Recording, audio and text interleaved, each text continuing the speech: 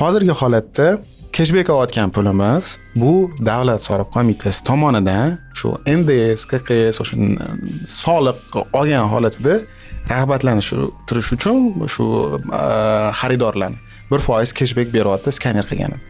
Bu ya'ni byudjetga tushadigan pulni bir qismini Davlat soliq qo'mitasi mukofot sifatida beryapti xaridorlarga.